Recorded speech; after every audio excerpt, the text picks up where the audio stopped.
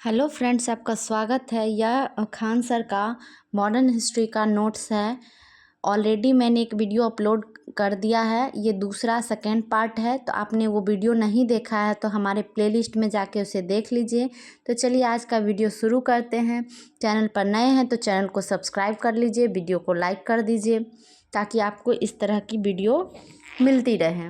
तो चलिए कांग्रेस अधिवेशन इस वीडियो में देखेंगे। तो सबसे पहले है प्रथम अधिवेशन 1885 में। कांग्रेस का प्रथम अधिवेशन 1885 में बम्बई में हुई। इस अधिवेशन की अध्यक्षता WC बनर्जी ने किया था। इस अधिवेशन में 72 सदस्य उपस्थित थे। द्वितीय अधिवेशन 1886, कांग्रेस का दूसरा अधिवेशन 1886 में हुआ था और इसकी अध्यक्षता दादा भाई नौरोजी ने की थी। और ये जो दादा भाई नौरोजी हैं ये 3 बार कांग्रेस के अध्यक्ष बने हैं। तब बात करें तृतीय अधिवेशन की, तो जो कि 1887 में हुआ। यह अधिवेशन 1887 ईस्वी में मद्रास में हुई थी। इस अधिवेशन की अध्यक्षता बदरुद्दीन तैयब जी ने किया था और ये कांग्रेस के प्रथम मुस्लिम अध्यक्ष थे। क्वेश्चन पूछा जाता है कि कांग्रेस के प्रथम मुस्लिम अध्यक्ष कौन थे, तो राइट आंसर क्या हो जाएगा? बदरुद्दीन तैयब जी। क्या हो जाएगा? बदरुद्दीन तैयब जी। चैनल पर नए हैं, चैनल को सब्सक्राइब कर ले, वीडियो को लाइक कर दे और बेल आइकन को प्रेस कर दे ताकि आपको हमारी वीडियो टाइम टू टाइम मिलती रहे, ठीक है। और अपने दोस्तों के बीच भी शेयर करें। अब है चतुर्थ अधिवेशन 1888। यह अधिवेशन 1888 ईस्वी में इलाहाबाद में हुआ। इसकी अध्यक्षता जॉर्ज यूल ने की थी। ये पहले अंग्रेज अध्यक्ष थे। अगला है पांचवा अधिवेशन 1889। यह अधिवेशन 1889 में बम्बई में हुआ था। इस अधिवेशन की अध्यक्षता सर विलियम बेडरवन के द्वारा की गई। ये 2 बार अध्यक्ष बनने वाले अंग्रेज थे, सर विलियम बेडरवन, ठीक है। अगला है छठा अधिवेशन 1890। यह अधिवेशन 1890 ईस्वी में कलकत्ता में हुआ था। इस अधिवेशन की अध्यक्षता फिरोज शाह मेहता ने की थी।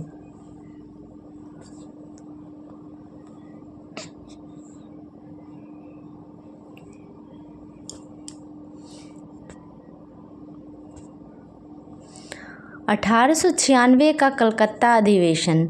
इस अधिवेशन की अध्यक्षता रहीमतुल्लाह सयानी के द्वारा की गई। इस अधिवेशन में पहली बार भारत का राष्ट्रीय गीत वंदे मातरम गाया गया, जो बंकिम चंद्र चटर्जी की पुस्तक आनंद मठ से लिया गया। जितने भी इम्पोर्टेंट कांग्रेस के अधिवेशन हैं उनको यहाँ मेंशन किया गया है और उनसे रिलेटेड जितने भी फैक्ट्स हैं, ठीक है। पूछा जाता है सबसे पहले वंदे मातरम कौन से कांग्रेस अधिवेशन में गाया गया, तो 1896 का। कहाँ का? तो कलकत्ता अधिवेशन था, ठीक है। और इसकी अध्यक्षता रहीमतुल्लाह सयानी के द्वारा किया गया था। अब 1905 का बनारस अधिवेशन। इस अधिवेशन की अध्यक्षता गोपाल कृष्ण गोखले ने किया था। इसी अधिवेशन में स्वदेशी आंदोलन पारित हुआ था, ठीक है। अगला है 1906 का कलकत्ता अधिवेशन। इस अधिवेशन की अध्यक्षता भी दादा भाई नौरोजी ने किया था। आपको बता दें दादा भाई नौरोजी ने टोटल 3 बार कांग्रेस अधिवेशन की अध्यक्षता किए हैं। इस अधिवेशन में कांग्रेस ने भारतीय जनता का लक्ष्य के रूप में स्वराज को अपनाया, ठीक है। तो स्वराज को कब अपनाया? तो 1906 के 1907 का सूरत अधिवेशन। इस अधिवेशन के दौरान कांग्रेस का विभाजन 2 वर्गों में हो गया, एक गरम दल तथा दूसरा नरम दल। इस अधिवेशन में विवाद इसलिए हुआ कि गरम दल वाले लाला लाजपत राय को अध्यक्ष बनाना चाहते थे, जबकि नरम दल वाले रास बिहारी बोस को अध्यक्ष बनाना चाहते थे। अंत में रास बिहारी बोस ने इस अधिवेशन की अध्यक्षता की, तो इसे सूरत फूट के भी नाम से जाना जाता है। 1908 का मद्रास अधिवेशन। इस अधिवेशन की अध्यक्षता रास बिहारी बोस के द्वारा किया गया। इसी अधिवेशन में कांग्रेस के लिए संविधान का निर्माण किया गया। 1911 का कलकत्ता अधिवेशन। इस अधिवेशन की अध्यक्षता पंडित बिशन नारायण धर के द्वारा किया गया था। इस अधिवेशन में पहली बार राष्ट्रगान जनगण मन गाया गया, जिसकी रचयिता रविंद्रनाथ टैगोर हैं।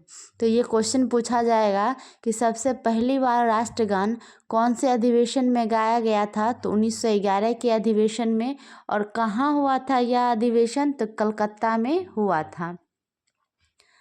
अगला है आपको 1912 का बांकीपुर अधिवेशन। इस अधिवेशन की अध्यक्षता RN मधोलकर द्वारा बांकीपुर, जो कि पटना है, में किया गया। ठीक है, तो पटना में पहला अधिवेशन 1912 में हुआ था, जो कि बांकीपुर अधिवेशन था।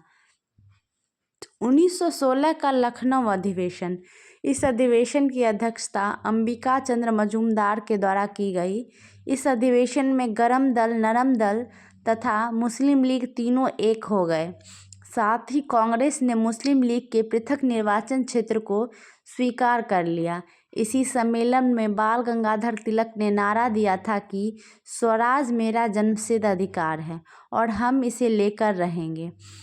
तो 1916 में तीनों एक हो गए। और आप लोग कमेंट में बताइए कि नरम दल और गरम दल का विभाजन किस अधिवेशन में हुआ था। इसी अधिवेशन में बाल गंगाधर तिलक ने नारा दिया था, स्वराज मेरा जन्मसिद्ध अधिकार है, हम इसे लेकर रहेंगे। दक्षिण अफ्रीका से वापस लौटने के बाद महात्मा गांधी सर्वप्रथम इसी अधिवेशन में पहली बार भाग लिए थे। अब है 1917 का कलकत्ता अधिवेशन। वीडियो को लाइक करना ना भूले। चैनल पर नए हैं, बिहार दरोगा, Bihar police, Bihar SSC, Bihar DLED इत्यादि कॉम्पिटिटिव एग्ज़ाम की तैयारी करते हैं तो हमारे चैनल से जुड़े रहने के लिए चैनल को सब्सक्राइब कर ले। 1918 का बम्बई अधिवेशन। इस अधिवेशन की अध्यक्षता हसन इमाम के द्वारा की गई। इस अधिवेशन में कांग्रेस का द्वितीय विभाजन हो गया। 1920 का नागपुर अधिवेशन। इस अधिवेशन की अध्यक्षता राघवाचार्य ने किया था। इस अधिवेशन में कांग्रेस का संविधान पारित हुआ। 1922 का गया अधिवेशन। इस अधिवेशन की अध्यक्षता CR दास के द्वारा किया गया। इस अधिवेशन में कांग्रेस का तीसरा सांकेतिक विभाजन हुआ। इसी अधिवेशन में स्वराज पार्टी की बात हुई। तो ये गया में अधिवेशन हुआ था, जो कि बिहार में पड़ता है। तो बिहार में पहला अधिवेशन 1912 में हुआ था, जो कि बांकीपुर में, और दूसरा अधिवेशन 1922 में गया में हुआ था। नेक्स्ट है आपको 1923 का दिल्ली अधिवेशन। इस अधिवेशन की अध्यक्षता अबुल कलाम आज़ाद के द्वारा किया गया, जो सबसे युवा अध्यक्ष थे। ये क्वेश्चन रहेगा कि कांग्रेस के सबसे युवा अध्यक्ष कौन थे, तो आपको आंसर हो जाएगा अबुल कलाम आज़ाद। ठीक है, और सबसे लंबे समय तक यही अध्यक्ष रहे थे। 1924 का बेलग्राम अधिवेशन। इस अधिवेशन की अध्यक्षता महात्मा गांधी के द्वारा किया गया था। महात्मा गांधी कांग्रेस के इस एकमात्र अधिवेशन की अध्यक्षता किए, जो कि बेलगाम में हुआ था। बेलगाम कहाँ पड़ता है, तो कर्नाटक में पड़ता है। नेक्स्ट है 1925 का कानपुर अधिवेशन। इस अधिवेशन की अध्यक्षता सरोजनी नायडू के द्वारा किया गया। ये पहली भारतीय महिला थी जो कांग्रेस का अध्यक्ष बनी थी। तो सरोजनी नायडू स्वतंत्र भारत की पहली महिला राज्यपाल, जो कि उत्तर प्रदेश की थी, बनी। ठीक है। 1926 का गुवाहाटी अधिवेशन। इस अधिवेशन की अध्यक्षता श्रीनिवास अयंगर के द्वारा किया गया। इस अधिवेशन में सभी कांग्रेस सदस्यों को खादी वस्त्र पहनना अनिवार्य कर दिया। किस अधिवेशन में, तो गुवाहाटी अधिवेशन 1926 में। ये सारे इम्पॉर्टेंट अधिवेशन है। 100% श्योर रहिए कि कांग्रेस अधिवेशन से आपको 1 से 2 प्रश्न एग्जाम में, किसी भी प्रकार के एग्जाम में देखने को मिल सकता है। अगला है 1929 का लाहौर अधिवेशन। ये बहुत ही इम्पोर्टेंट है। इस अधिवेशन की अध्यक्षता पंडित जवाहरलाल नेहरू के द्वारा किया गया। उन्होंने इसी अधिवेशन में सर्वप्रथम पूर्ण स्वराज की घोषणा की। इसी सम्मेलन में रावी नदी के तट पर नेहरू ने सर्वप्रथम तिरंगा फहराया। इसी सम्मेलन में यह निर्णय लिया गया कि प्रत्येक 26 जनवरी को स्वतंत्रता दिवस मनाया जाएगा।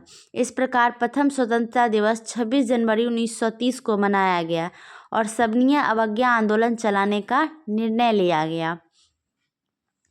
अब है 1931 का कराची अधिवेशन। इस अधिवेशन में की अध्यक्षता सरदार वल्लभ भाई पटेल के द्वारा किया गया। इसी अधिवेशन में कांग्रेस के मंच से मूल अधिकार की मांग किया गया। तो इसमें इम्पॉर्टेंट होगा कि सरदार वल्लभ भाई पटेल ने किस अधिवेशन की अध्यक्षता की, तो कराची अधिवेशन 1931, और इसी में सबसे पहले मूल अधिकार की मांग की गई थी। अगला है 1934 का बम्बई अधिवेशन। इस अधिवेशन की अध्यक्षता राजेंद्र प्रसाद के द्वारा किया गया था। कमेंट में बताइए भारत के प्रथम राष्ट्रपति कौन थे। आप लोग जल्दी जल्दी कमेंट कीजिए। वीडियो को लाइक करना ना भूले। चैनल पर नए हैं तो सब्सक्राइब कर ले। नेक्स्ट है 1937 का फैजपुर अधिवेशन। इस अधिवेशन की अध्यक्षता पंडित जवाहरलाल नेहरू के द्वारा किया गया। यह फैजपुर, जो कि महाराष्ट्र में पड़ता है, के गांव में होने वाला पहला अधिवेशन है। इसी में ग्राम सभा का गठन किया गया। क्वेश्चन रहेगा कि गांव में होने वाला अधिवेशन कौन सा था। कांग्रेस का कौन सा अधिवेशन गांव में हुआ था, तो फैजपुर का अधिवेशन, और ये पंडित जवाहरलाल नेहरू इसके अध्यक्ष थे। अगला है 1938 का हरिपुरा, जो कि गुजरात में है, अधिवेशन। इस अधिवेशन की अध्यक्षता सुभाष चंद्र बोस के द्वारा किया गया। इस अधिवेशन में राष्ट्रीय नियोजन समिति की स्थापना हुई। इस समिति के प्रथम अध्यक्ष पंडित जवाहरलाल नेहरू बने। अब है 1939 का त्रिपुरी मध्य प्रदेश अधिवेशन। क्वेश्चन पूछता है कभी कभी त्रिपुरी कहाँ है, तो ध्यान रखिएगा मध्य प्रदेश में है।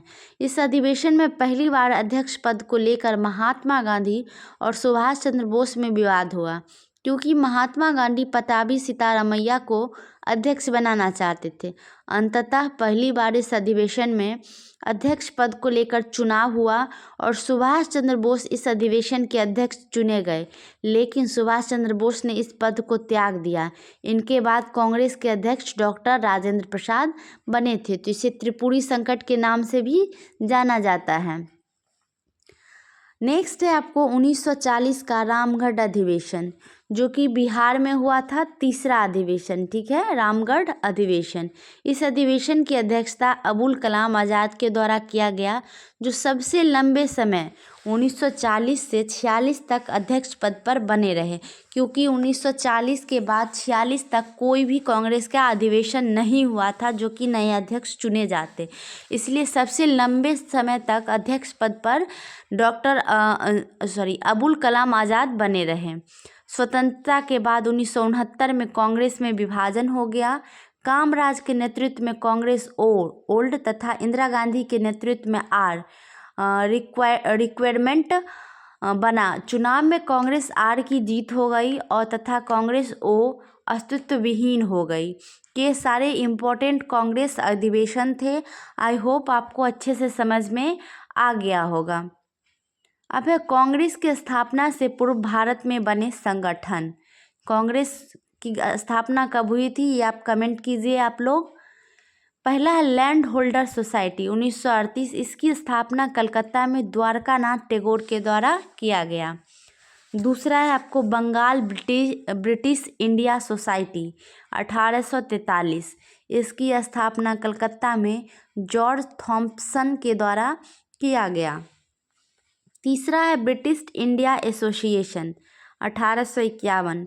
इसकी स्थापना कोलकाता में राधाकांत देव के द्वारा किया गया। नेक्स्ट है आपको बम्बई एसोसिएशन 1852। इसकी स्थापना बम्बई में दादा भाई नौरोजी के द्वारा किया गया। कौन सा एसोसिएशन? बम्बई एसोसिएशन। नेक्स्ट है आपको ईस्ट इंडिया एसोसिएशन 1866। इसकी स्थापना लंदन में दादा भाई नौरोजी ने किया। इस संगठन के द्वारा भारतीय समस्याओं को इंग्लैंड के समक्ष प्रस्तुत करने का प्रयास किया गया। नेक्स्ट है आपको पूना सार्वजनिक सभा 1870। इसकी स्थापना MG रनाल्डे ने पूना में किया। Indian league 1875। इसकी स्थापना कलकत्ता में शिशिर कुमार घोष ने किया। नेक्स्ट है आपको इंडियन नेशनल एसोसिएशन 1876। इसकी स्थापना कलकत्ता में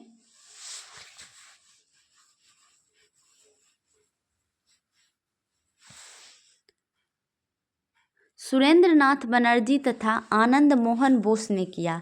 इंडियन नेशनल एसोसिएशन। नेक्स्ट है आपको मद्रास महाजनसभा 1884। सुब्रमण्यम अय्यर ने इस महाजनसभा की स्थापना मद्रास में किया। नेक्स्ट है आपको बम्बई प्रेसिडेंसी 1885। 1885 में ही कांग्रेस की भी स्थापना हुई थी। महाराष्ट्र के क्षेत्र में खासकर बम्बई में इस संगठन की स्थापना किया गया। इसकी संस्थापक फिरोज शाह मेहता, बदरुद्दीन तैयबजी और केटी तेलंग ने किया। कांग्रेस से ठीक पहले इसकी स्थापना की गई। जब कांग्रेस का जन्म हुआ, इस प्रकार के क्षेत्रीय संगठन का अस्तित्व समाप्त हो गया। नेक्स्ट है भूमि सुधार कानून। अंग्रेजों ने स्वयं का लाभ का ध्यान रखते हुए कानून बनाए थे। पहला है आपको स्थायी बंदोबस्त। इसे लॉर्ड कॉर्नवालिस ने 1793 में लाया। यह बिहार, बंगाल, उड़ीसा, उत्तर प्रदेश तथा कर्नाटक में लागू था। कह सकते हैं उत्तर भारत में, ठीक है, कर्नाटक में भी लागू था। यह भारत के 19% क्षेत्र पर लागू था। इसमें ज़मीन का मालिकाना हक जमींदार को दे दिया गया। अंग्रेज जितना कर को निर्धारित करते थे, उस कर के 11 में से 10 भाग मतलब 10/11 अंग्रेज ले लेते थे, जबकि 11 में से 1 भाग मतलब 1/11 जमींदार रखते थे। जमींदारों को सूर्यास्त से पहले हिसाब चुका देना होता था, अतः इसे सूर्यास्त कानून भी कहते थे। अब है रैयतवाड़ी। इसे टाइम्स मुंडो ने 1820 में लाया। यह मुंबई, मद्रास तथा असम में लागू था। यह भारत के कुल क्षेत्र का 51% क्षेत्र पर लागू था। इसने ज़मीन का मालिकाना हक किसानों का था। किसानों को अपनी उपज का 35 से 55% तक टैक्स के रूप में देना पड़ता था। नेक्स्ट है आपको महलबारी व्यवस्था। इसे विलियम बेंटिक ने 1883 में लाया था। क्या आप यह कमेंट में बता सकते हैं कि भारत का प्रथम गवर्नर जनरल किसे बनाया गया था? यह पंजाब, उत्तर प्रदेश, मध्य प्रदेश में लागू था। यह भारत के 30% क्षेत्र पर लागू था। इसमें ज़मीन का मालिकाना हक गांव का होता था। गांव का मुखिया कुल उपज का 60% टैक्स देता था। सबसे कठोर कानून अस्थायी बंदोबस्त में था। सर्वाधिक क्षेत्रों पर रैयतवाड़ी लागू थी, जबकि टैक्स की सर्वाधिक मात्रा महलबारी में थी। नेक्स्ट है आपको अंग्रेज़ों ने बंगाल के क्षेत्र में इजारेदारी व्यवस्था लागू की, जिसमें अधिक बोली लगाने वाले को जमींदारी दी जाती थी, जिसे इजारेदारी कहा जाता था। अगला टॉपिक है आपको भारतीय उद्योग, इंडियन इंडस्ट्री, ठीक है। अंग्रेजी शासन के दौरान भारतीय उद्योग का विकास नहीं हो सका, क्योंकि अंग्रेज़ों ने भारत में पूंजी नहीं लगाई तथा भारतीय माल जो इंग्लैंड में जाते थे उस पर अंग्रेज़ों ने निर्यात कर लगा दिया, जिससे कि वे वस्तुएं इंग्लैंड में महंगी हो गई। लखनऊ की छीट वाले वस्त्र तथा ढाका के मलमल के कपड़ों की मांग इंग्लैंड में अधिक थी, किंतु इंग्लैंड ने निर्यात कर लगा दिया। इसके विपरीत इंग्लैंड से आने वाली वस्तुओं पर कोई कर नहीं लगाया जाता था, जिस कारण इंग्लैंड के उद्योगों ने भारतीय उद्योग को ध्वस्त कर दिया। अब है मजदूर संघ। भारत का पहला मजदूर संघ बम्बई मिल हैंड एसोसिएशन था। इसकी स्थापना 1884 में लोखंड ने किया था। 1920 में लाला लाजपत राय तथा एमएन जोशी ने all India trade union Congress की स्थापना की। आगे चल के एमएन जोशी इससे अलग हो गए। कार्ल मार्क्स ने भारत के विषय में कहा है कि अंग्रेज़ों ने सूती वस्त्र के घर में सूती वस्त्र का अंबार लगा दिया। अब है प्रमुख नारा तथा वक्तव्य किनके द्वारा दिया गया था। अब है सारे जहां से अच्छा, मोहम्मद इकबाल। वंदे मातरम, बंकिम चंद्र। विजय विश्व तिरंगा प्यारा, श्यामलाल गुप्ता। वेदों की ओर लौटो, दयानंद सरस्वती। जय जगत, विनोबा भावे। संपूर्ण क्रांति, जयप्रकाश नारायण। मेरे शरीर पर पड़ी एक एक लाठी ब्रिटिश साम्राज्य की ताबूत का कील साबित होगा, लाला लाजपत राय। स्वराज मेरा जन्मसिद्ध अधिकार है, बाल गंगाधर तिलक। सरफरोशी की तमन्ना अब हमारे दिल में है, राम प्रसाद बिस्मिल। इनकलाब जिंदाबाद, भगत सिंह। दिल्ली चलो, सुभाष चंद्र बोस। तुम मुझे खून दो, मैं तुम्हें आज़ादी दूंगा, सुभाष चंद्र बोस। जय हिंद, सुभाष चंद्र बोस। हे राम, महात्मा गांधी। करो या मरो, महात्मा गांधी। भारत छोड़ो, महात्मा गांधी। हम घुटने टेक कर रोटी मांगेंगे, किंतु उत्तर में हमें पत्थर मिले, महात्मा गांधी। आराम हराम है, जवाहरलाल नेहरू। पूर्ण स्वराज Jawaharlal Nehru. Who lives in if India dies, Jawaharlal Nehru. समूचा भारत एक विशाल बंदी गृह है, चित्तरंजन दास। हिंदी हिंदू हिंदोस्ता, भारतेंदु हरिश्चंद्र। जनगण मन अधिनायक जय हे, रविंद्रनाथ टैगोर। अब है कांग्रेस पर की गई टिप्पणियाँ। पहला है, कांग्रेस मुट्ठी भर लोगों का संगठन है, लॉर्ड डफरिन। कांग्रेस अपने पतन की ओर लड़खड़ा रही है, मेरी इच्छा है उसके पतन में मदद करूं, देशद्रोही संगठन कांग्रेस, लॉर्ड कर्जन। कांग्रेस में लोग पद के भूखे हैं, बंकिम चंद्र चटर्जी। कांग्रेस भिक्षा मांगने वाली संगठन है, बरसाती मेढक की तरह टर टर चिल्लाने से स्वतंत्रता नहीं मिलेगी, बाल गंगाधर तिलक। कांग्रेस शिक्षित लोगों का एक मेला है, लाला लाजपत राय।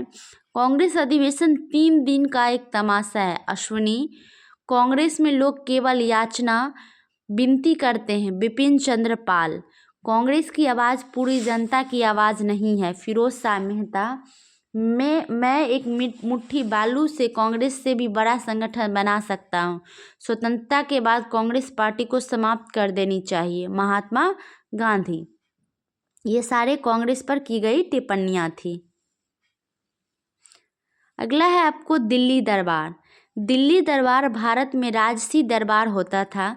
यह इंग्लैंड के महाराजा या महारानी के राज तिलक की शोभा में सजते थे।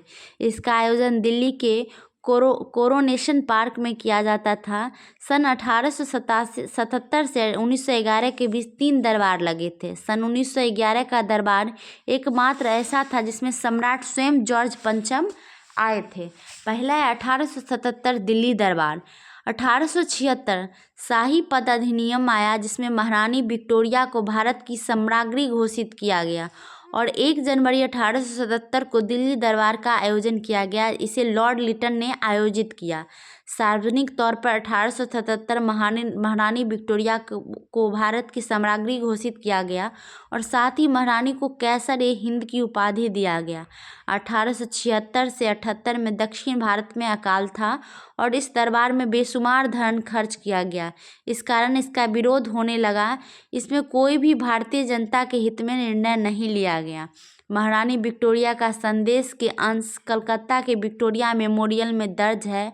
इसमें महारानी ने कही कि यह अवसर हमारे प्रजा और हमारे बीच में मधुर संबंध स्थापित करेगा। अगला है आपको 1903 दिल्ली दरबार। इसे लॉर्ड कर्जन ने आयोजित किया। सम्राट एडवर्ड सप्तम और महारानी एलेक्जेंड्रा को भारत का सम्राट और सम्राज्ञी घोषित किया गया। सम्राट स्वयं इस दरबार में ना आकर अपने भाई ड्यूक ऑफ कनॉट को भेजा। यह सर्वाधिक शानो शौकत वाला दरबार था। इस दरबार को 1 सप्ताह तक आयोजन किया गया। इसमें अस्थायी नगर बसाया गया और अस्थायी रेल, डाक, तार, पानी, बिजली, अस्तबल इत्यादि बसाए गए थे।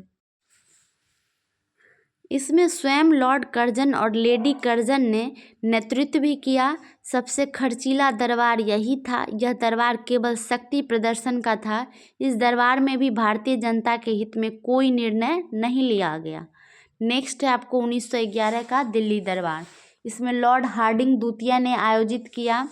जॉर्ज पंचम और महारानी विलियम मेरी को भारत का सम्राट और सम्राज्ञी घोषित किया गया। इसमें सम्राट स्वयं उपस्थित थे। सम्राट को 8 मेहराब वाला एक मुकुट पहनाया गया जिसमें सैकड़ों हीरे जवाहरात जड़ित था। पटियाला की रानी की तरफ से विलियम मेरी को हार उपहार स्वरूप दिया गया।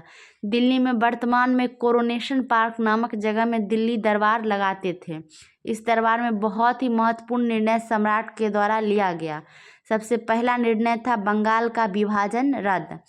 16 अक्टूबर 1905 लॉर्ड कर्जन ने बंगाल का विभाजन किया गया था। 1911 में विभाजन रद्द कर दिया गया। बंगाल का पुनर्गठन किया गया। बंगाल, उड़ीसा और बिहार और असम की कमिश्नरी क्षेत्र 3 भागों में बांटा गया था। दूसरा निर्णय था राजधानी को 1911 में दिल्ली स्थानांतरित करने का निर्णय लिया गया। कलकत्ता से दिल्ली को राजधानी बनाया गया। तो ये दूसरा निर्णय था। जॉर्ज पंचम के द्वारा लिया गया था। कब? 1911 में। 15 दिसंबर 1911 को नई दिल्ली की नींव जॉर्ज पंचम के द्वारा रखी गई। 1912 में राजधानी दिल्ली स्थानांतरित हो गई। दिल्ली को राजधानी बनाने का कारण था प्रथम विश्व युद्ध का माहौल। सुरक्षा के दृष्टिकोण से दिल्ली राजधानी सुरक्षित थी। दिल्ली की अवस्थिति मध्य में थी। दिल्ली से पूरे भारत पर नियंत्रण करना आसान था। राजनीतिक इतिहास था। बंगाल अब राष्ट्रवाद का गढ़ बन चुका था। अब बात करें नई दिल्ली की। दिल्ली के दक्षिण में 1911 में नई दिल्ली की नींव पड़ी। नई दिल्ली की रूपरेखा तैयार करने का कार्य ब्रिटेन के वास्तुविद एडविन लुटविन ने और हर्बर्ट बेकर के साथ मिलकर किया और 1927 में दिल्ली नाम दिया गया। 1931 में नई दिल्ली का उद्घाटन वायसराय लॉर्ड इरविन के द्वारा किया गया। अब है जनगण मन विवाद। सर्वप्रथम 1911 में कांग्रेस के कलकत्ता अधिवेशन में जनगण मन गाया गया। इसी अधिवेशन में जॉर्ज पंचम के स्वागत का प्रस्ताव भी पारित हुआ था और एक गीत बच्चों के द्वारा जॉर्ज पंचम के सम्मान में एक गीत बादशाह हमारा गाया गया। इस गीत के रचयिता कवि रामभूत चौधरी थे। बंगाल के अंग्रेजी अखबार में यह छपा था कि कलकत्ता अधिवेशन में जॉर्ज पंचम का स्वागत प्रस्ताव पारित हुआ और जनगण मन गाया गया। इस कारण विवाद हो गया। तो ये था मॉडर्न हिस्ट्री का खान सर का नोट्स। अगर आपको इसी प्रकार के अदर सब्जेक्ट के भी नोट्स चाहिए तो हमें कमेंट करें।